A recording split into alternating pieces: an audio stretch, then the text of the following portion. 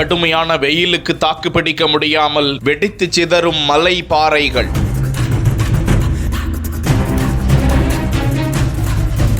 வெடிகுண்டு வெடித்தது போல் மண் புகை மூட்டம் எழுந்ததால் மலைவாழ் மக்கள் பீதி.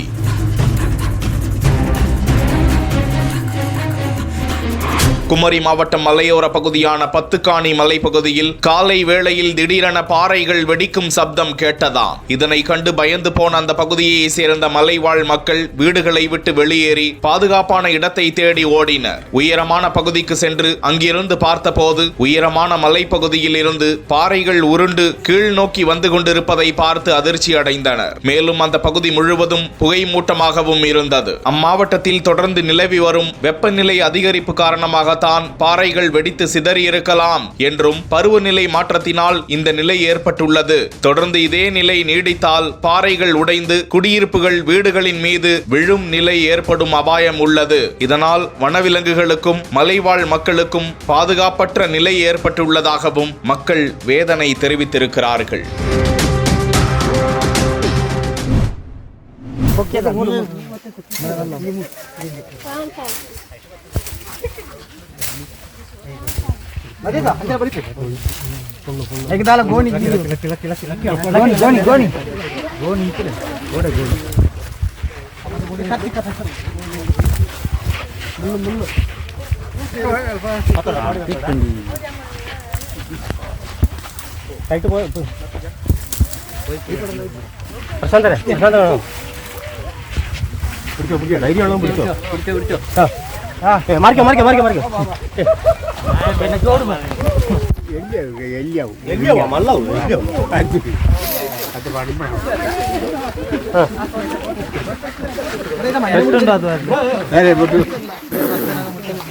கர்நாடக மாநிலத்துல ரப்பர் தோட்டத்துல ஊழியர்கள் வேலை செஞ்சுட்டு இருக்கும் போது திடீர்னு அங்க 13 அடி நீளத்துல ராஜநாகம் ஒண்ணு தென்பட்ட சம்பவம் பெரும் பரபரப்பை ஏற்படுத்தியிருக்கு. கிட்டத்தட்ட 7 மணி நேரம் போராடி அந்த பாம்பை பத்திரமா மீட்டு வனப்பகுதியில விட்டுருக்காங்க. என்ன நடந்தது விரிவா இந்த வீடியோல பார்க்கலாம். கர்நாடக மாநிலம் தட்சிண கன்னடா மாவட்டத்துல இருக்கக்கூடிய கடாபா தாலுகாவுக்கு உட்பட்ட கோடிம்பாலா கிராமத்துல ரப்பர் தோட்டம் இருக்கு. இங்க ரப்பர் மரங்களுக்கு ஊழியர்கள் டேப் ஒட்டும் பணியை செஞ்சுட்டு வந்திருக்காங்க. அப்பதான் திடீர்னு அங்க உஷ்னு சத்தம் கேட்டதா சொல்லப்படுது. ஒருவேளை பாம்பா இருக்குமோ அப்படின்னு முதல்ல சந்தேகப்பட்டிருந்திருக்காங்களா. ஒருவேளை இது மலைப்பாம்பா இருக்குமோ அப்படின்னு சொல்லிதான் பாம்பு பிடி வீரரான கோபாலாவுக்கு தகவல் தெரிவிச்சிருந்திருக்காங்க. பாம்பு பிடி வீரர் விரைந்து வந்து அங்க சோதனை செய்யும் போதுதான் அது மலைப்பாம்பு இல்ல 13 அடி நீளத்துல இருக்கக்கூடிய ராஜநாகம் அப்படின்றது தெரிய வந்திருக்காம். கிட்டத்தட்ட 7 மணி நேரத்துக்கு மேல போராடி அந்த பாம்பை